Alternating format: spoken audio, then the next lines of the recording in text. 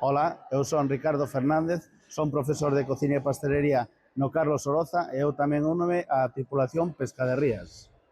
Formar os futuros profesionais da hostelería galega para min, en principio, é un orgullo e logo despois tamén unha responsabilidade. Orgullo, pois levo 25 anos nesta profesión e eu creo que desde que un alumno entra pola porta da escola témolo que atender o mellor que poidamos desde a formación profesional pública porque van a ser o futuro e por eso mesmo pensamos que, ademais, é un orgullo.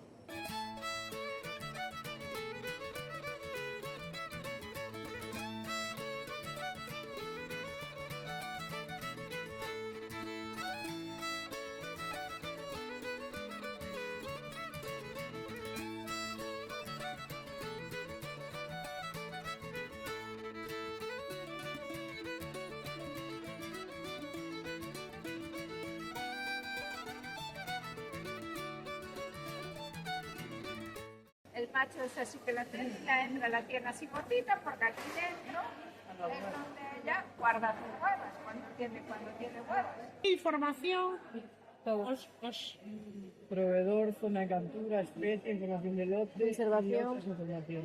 É dicir, a etiqueta o que se vai a dar é toda a información do peixe. Neste caso, temos un remol encastelado e nos dá a información e sale fora desde o código QR o que nos vai aportar é toda a información de trazabilidade do produto. Esa la babosa. Es muy rica, muy saborosa.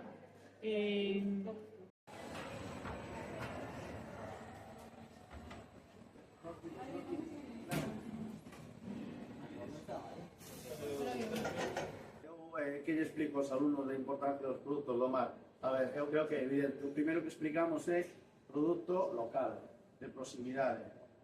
Logo despois, produto de tempada. Non pretender buscar produtos do mar que non existen en tempada.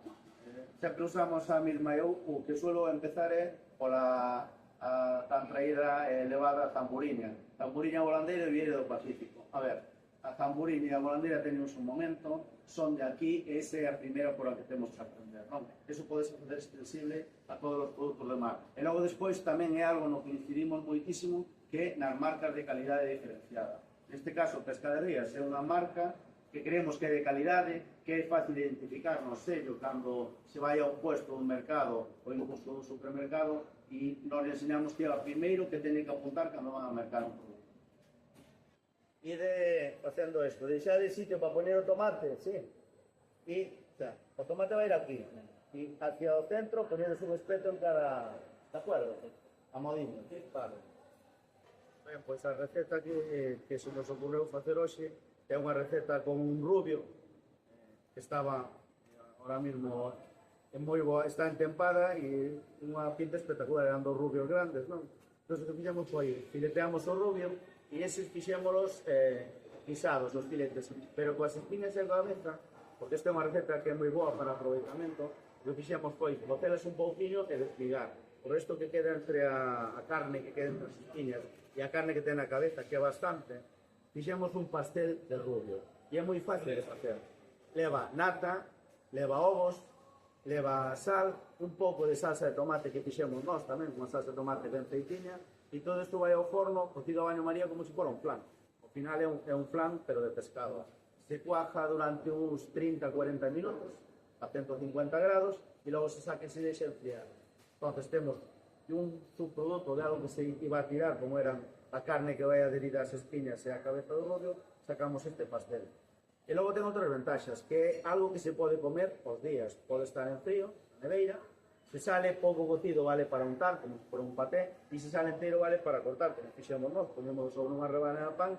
E logo, outra cousa de aproveitamento é a pel do tomate, que usamos para facer a salsa de tomate, sacámola, pero nada, secámola no forno e fai como unha chip de tomate moi rica. Entonces, o tomate, o rubio e o pan fai un plato que, bueno, que dá para comer e para un aperitivo. Algo que é aproveitamento puro e duro.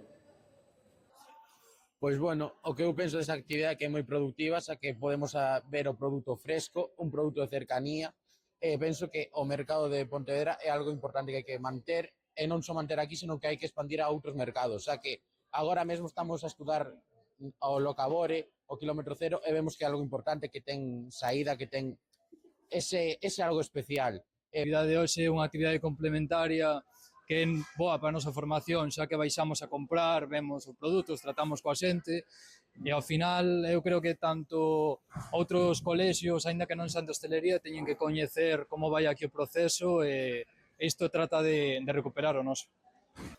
Baixo o meu punto de vista, considero que coñecer a orixe do produto é fundamental para pois terlle máis respeto, máis sabendo que é da zona, e ademais creo que outra cousa fundamental é o aproveitamento. Cando coñeces o produto podes aproveitalo ao máximo, como ben vimos hoxe no caso do pastel de rubia.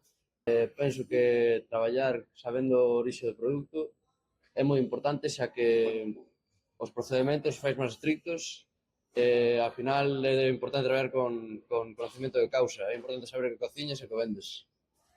Rematamos, creo que era unha actividade de ir hoxe ao mercado nun espacio diferente, baixar, ver o produto en vivo, elixir o produto, e estuvo ben. Ata logo, vémonos no Carlos Oroza cando queirades.